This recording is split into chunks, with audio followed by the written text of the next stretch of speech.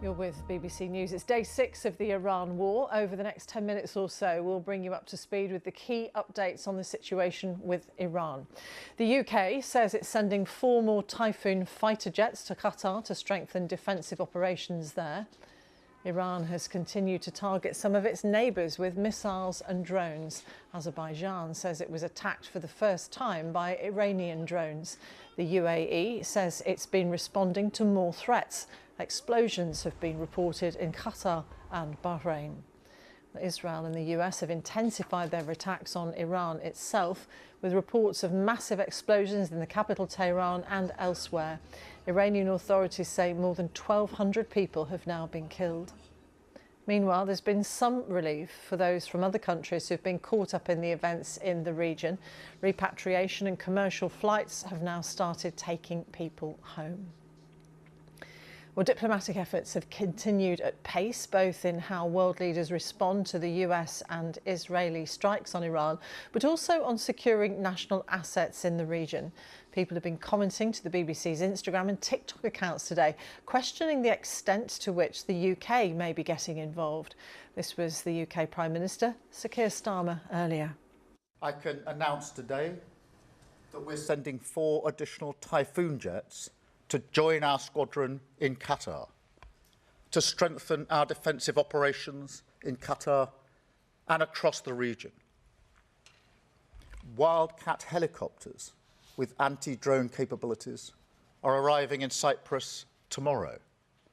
The Defence Secretary is on the ground in Cyprus right now, coordinating our work and meeting our brave servicemen and women.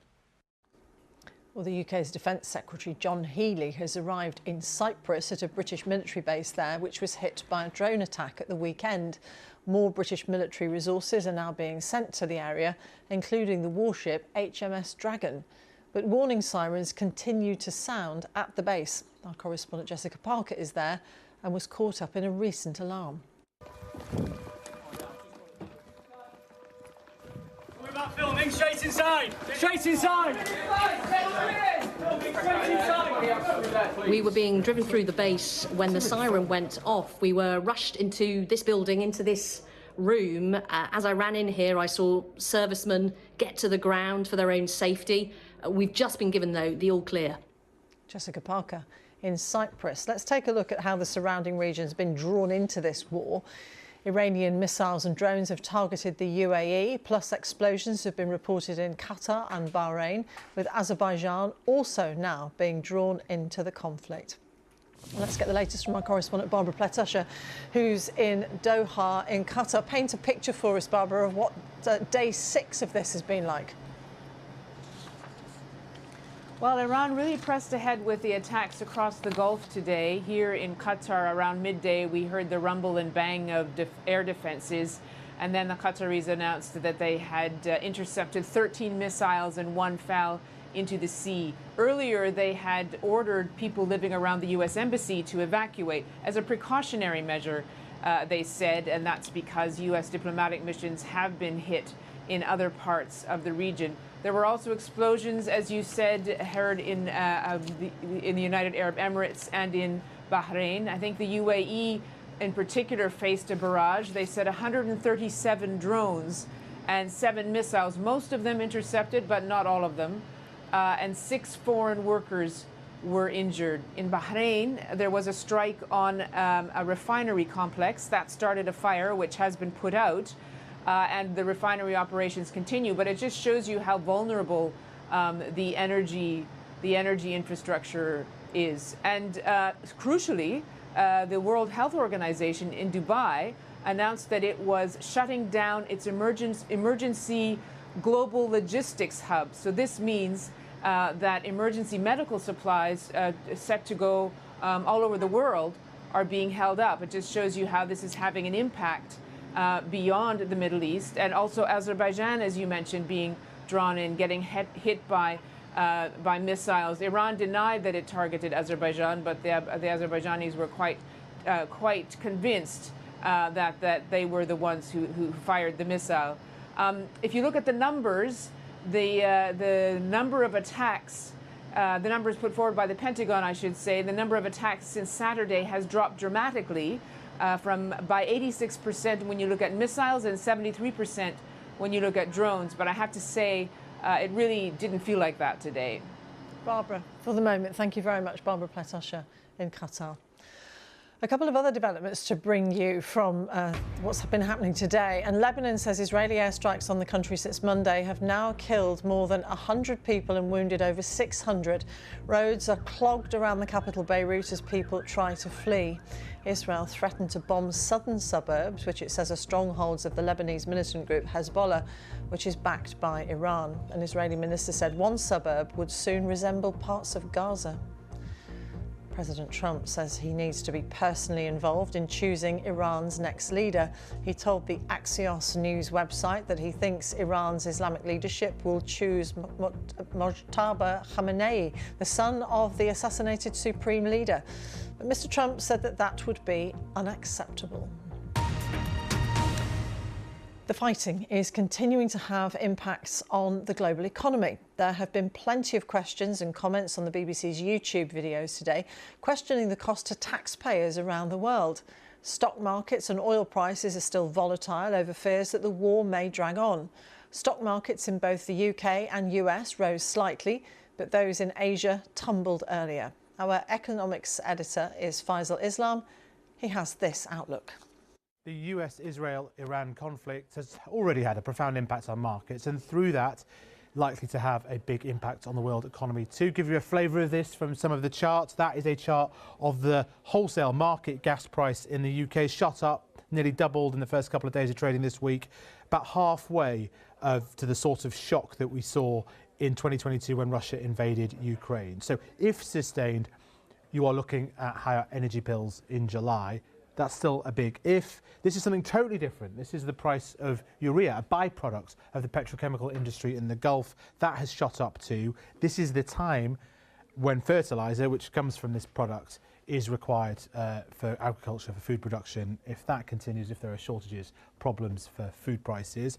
And this is the choke point. The Straits of Hormuz is the visualisation from marine traffic. You can see the red triangles. That is the tanker traffic. Normally, it would be going through here. It stopped. You can see there no red circles means that the ships have given up. They're at anchor. Insurance costs have gone through the roof and the like. It isn't just safe enough. So you see now a whole load of impacts. That's just 2 or 3 from the gumming up of this choke point. If it all stopped tomorrow, impact would be fairly marginal. It looks like it's going to go on for weeks, so people are anticipating a big impact. And the difference here is that that is not a byproduct of this conflict. The economic angle here, the economic impact, may be indeed an intrinsic part of how the conflict plays out. Our economics editor, Faisal Islam. Well, let's take a look at the global travel situation now. Since the war began, tourists and business travellers have been stuck in the Middle East with flights grounded, but there seems to be much more movement with both commercial and government charter flights actually taking off. Many countries around the world have seen their first repatriation flights from the region. The UK's delayed first charter plane evacuating British nationals finally took off from Oman this afternoon after being delayed yesterday. Earlier, a passenger on board the plane told the BBC it had been a shambles after the flight was delayed. It's due to arrive at Stansted Airport later tonight. Well, some passengers have already made it back to the UK. These people arrived into Heathrow earlier on a commercial flight. Those flights, though, are still very limited. And the air travel disruption has spread far from the Middle East. Elaine and her husband are stranded in Vietnam. 2 flights cancelled in the last 5 days now. So we got a hotel at our own cost. The flights, return flights, will be at our own cost. There doesn't seem to be any information, no help. Elaine, who's trying to get home from Vietnam. Well, as we've mentioned, US and Israeli strikes have continued inside Iran. There is a state-imposed internet shutdown there with very little news coming out of the country. But our colleagues at BBC Persian have got some messages from people inside the capital, Tehran, and we've voiced up their words so you can take a listen. It is tiring and I'm feeling trapped, because I have to stay mostly at home to avoid getting caught in the middle of an attack, just to save my life. And the sound of ongoing blasts is fatiguing in some sense. Each one just swallows a chunk of your energy. Last night, there were a lot of strikes. From about 3 to 5 a.m., they were hitting places constantly. Honestly, how can I put it? People are almost excited. When it gets to around 9, people go up onto their rooftops. They sit there waiting for the strikes to happen. When fighter jets pass overhead, people wave goodbye to them and whistle. I'm not really worried. A bomb hits, and then it's over. I think we've got used to the situation now, especially after seeing the 12-day war with Israel. The Islamic Republic will eventually go.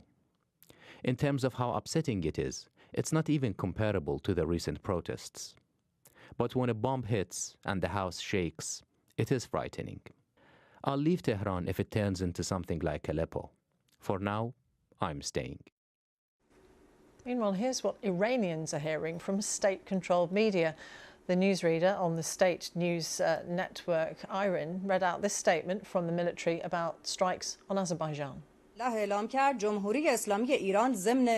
The Islamic Republic of Iran, while respecting the sovereignty of all countries, especially Muslim and neighbouring states, denies that its armed forces launched any drones towards the Republic of Azerbaijan.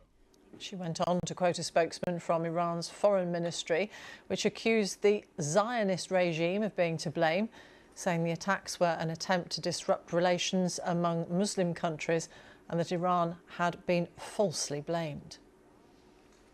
With us is our chief international correspondent, Lise Doucet. Lise, just a flavour there of the very different kinds of messages that people inside Iran are listening to while they cope with this bombardment. I mean, no one wants their country to come under attack. No one wants to be under the rain of missiles and to live with not just what's happening day by day, the huge explosions, that fear of going out into the streets, but also having no sense at all about where this is heading. And even what we're hearing, and you heard in some of those comments, that some of the people who are hoping for change, who went out into the streets to protest in January, they're daring to hope that it's not just the leadership which will change now, that it will mean a change in the Islamic Republic of Iran.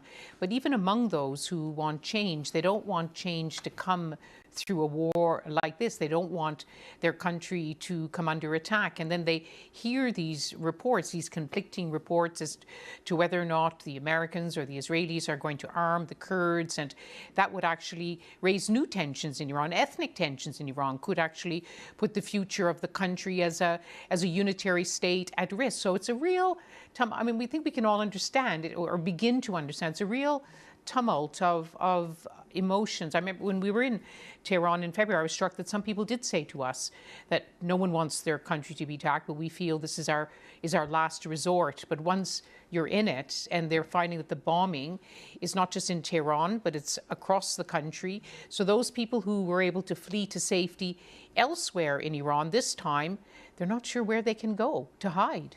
And the ramifications of it. We're seeing so many countries dragged into this, as many commentators rightly predicted. It's a reminder, but reminders aren't needed, that war once unleashed has a mind and a force and a control of its own. Yesterday, we were reporting about how a naval destroyer of Iran had been torpedoed by an American, had been destroyed by an American torpedo just out of Sri Lanka's territorial waters, and the sailors who survived are being treated in Sri Lankan hospitals. Today, it was Azerbaijan, although Iran is saying it wasn't us who sent them, but the Azerbaijanis, Azerbaijan has very close relations with the United States and with Israel, is denouncing Iran. So every day, Martine, we just don't know where it's heading, and it continues to head in different direction. But the direction it's not heading in is that there's no sense there's an end to this war. Just very briefly, though, we're hearing from President Zelensky of Ukraine that the United States has approached him about getting help with coping with drone strikes. Yes, and President Zelensky is worried too, because obviously the munitions which are being used in this war, they will now have a shortage, the kind of Patriot missiles and others that he desperately needs to fight his war against Russia. But President Zelensky has actually offered his assistance to those who need help fending off these attacks. Lise, for the moment, thank you very much. Lise Doucet.